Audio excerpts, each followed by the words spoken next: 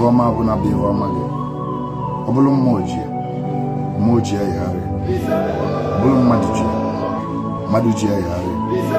Ọ chọkọ gaa ya bụrụ gị, ọ bụrụ gaa ya emere gị ihe. Ọ kpachụba gị ọkpa ala adaba, ọ bụ ị na-achọ wepụ ada. Anya bụrụ gị cheta adị ibe ya eme gị, anya abụ ga-abụ. Onye bụrụ gị cheta ibe mmelụ nwunye ya, ibe abụ mmelụ nwunye ndokwu onye. Ekwu na ọ ya adịla gị na nwunye. Ịkpọsa abịa na ihe ya azụ. Nzo mgbe abịa. Okwu nwoke ya abịa zụọ gị abịa.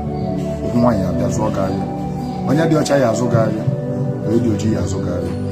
Onye na-alụ ọlụ aka na ị na-alụ. Kọnekshọn ya abịawa.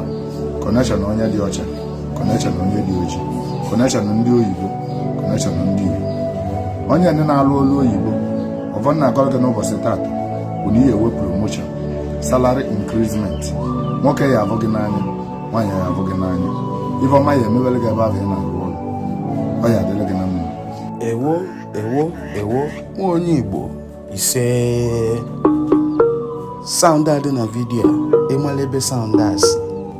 Afa the sound bụ Spirit Within Me by Mr. Excoded. All dị available in all streaming platforms. Ọ bụrụ na iteta ụla ka ego ọfụ ụtụtụ, ịgba the sound na background, ọ na-akpọ, ị na-aga ọfọ, ị na-akọmand 1 or 2. Mee ya, imechaa ya, gwa m ka o si adị. Assurance full ground. Yuzukwapụ ya, jee na TikTok ị ga-afịa. Olie anya, yuzu post your video.